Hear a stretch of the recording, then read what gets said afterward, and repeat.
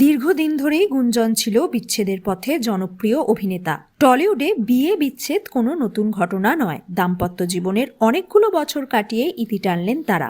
বেশ কয়েক বছর শোনা গেছিল তাদের মধ্যে দূরত্ব সৃষ্টি হয়েছে, কিন্তু সেই খবর প্রকাশ্যে আনতে চাননি অভিনেতা। বছরের শুরুতেই খবরে শিলমোহর দিলেন অভিনেতা জয়জিৎ ব্যানার্জি। 2 বছর আলাদা ছিলেন জয়জিৎ এবং শ্রেয়া।